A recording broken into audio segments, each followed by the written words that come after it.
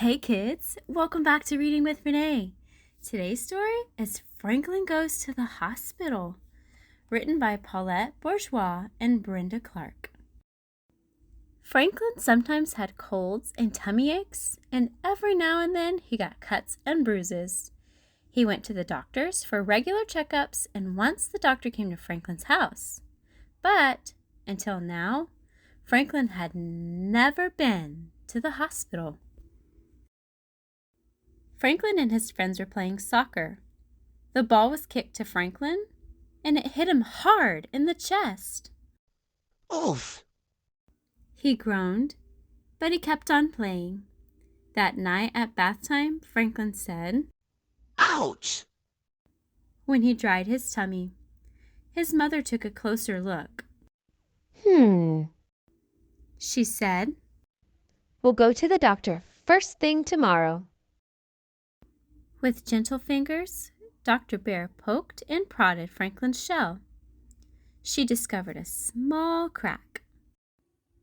It isn't serious, Franklin, She said, but I have to put a pin in your shell to help it grow properly. I'll schedule an operation for you tomorrow morning at the hospital. Will it hurt? asked Franklin. We'll give you sleep medicine before the operation so you won't feel a thing. Replied Dr. Bear. When you wake up, you'll be a little sore, but we'll keep you in the hospital overnight to make sure that you're okay. Dr. Bear explained that operations can only be done when a patient has an empty stomach. She told Franklin not to eat or drink after bedtime that night. Franklin didn't mind. His tummy was too busy flip-flopping for him to think about eating. After school, Franklin's friends came to visit. Franklin showed them the book about hospitals that Dr. Bear had given him. Fox pointed to a picture and asked why everyone was wearing a mask. Masks keep germs out of the operating room. Explained Franklin. Are you scared? Asked Beaver. Of course he's not scared. Replied Bear. Franklin's very brave. Franklin didn't say anything. It was early when Franklin and his parents left for the hospital. With his blue blanket and Sam clutched in his arms, Franklin said goodbye to his room. Franklin's mother gave him a hug. You'll be home tomorrow. She reminded him. I know. Franklin said softly.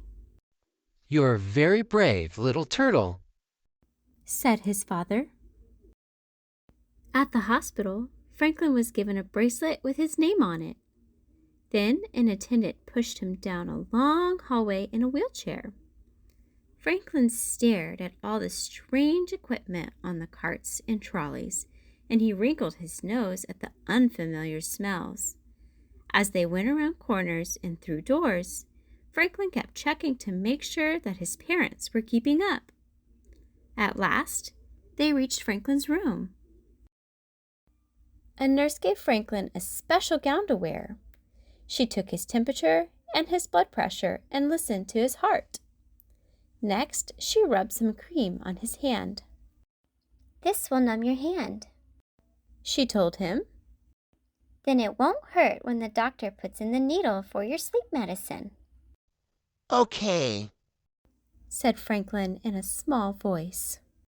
You're a very brave patient. Said the nurse. Soon the attendant came back to take Franklin to another room. Dr. Bear was waiting for him. We're going to take some x-rays. She said. I need to know exactly where to put the pin. I don't want x-rays, whispered Franklin. X-rays don't hurt. Explained Dr. Bear. The machine only takes pictures of what's inside you. I know. Said Franklin. He started to cry.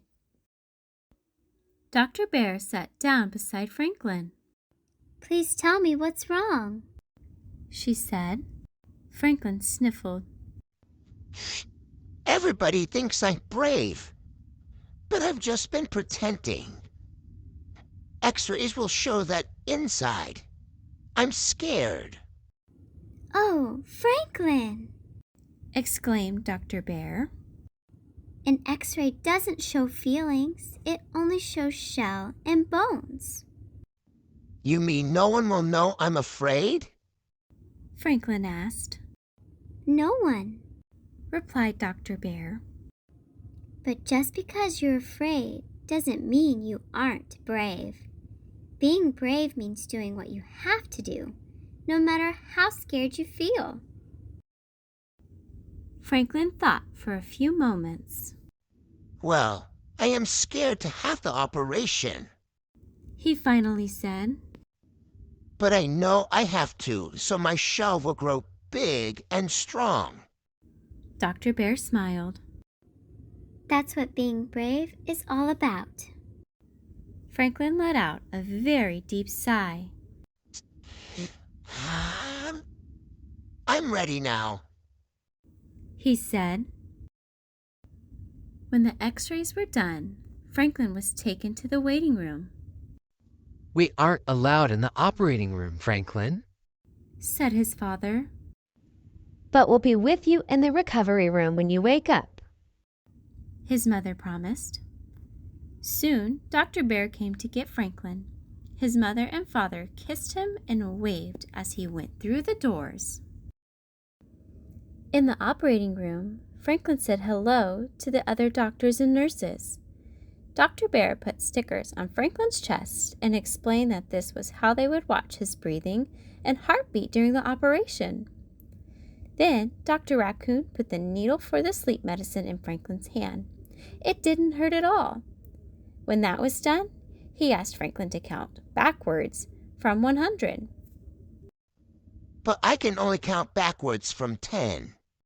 Franklin said. That will be just fine, said Dr. Bear. 10, 9, 8. Began Franklin, and that was as far as he got. Wake up, Franklin, called a faraway voice. But Franklin didn't want to wake up. In his dream, he was scoring the winning goal. Wake up now, Franklin, said his mother. Slowly, Franklin opened his eyes. He saw his parents and Dr. Bear, and then he remembered. I haven't finished counting. He said in a wobbly voice. But I finished operating, said Dr. Bear with a laugh. 2 hours later, Franklin was back in his hospital room. He walked slowly to the mirror and looked at his bandages. I guess it'll be a while before I can play soccer again. He sighed, Dr. Bear thinks you'll heal very quickly, said Franklin's father.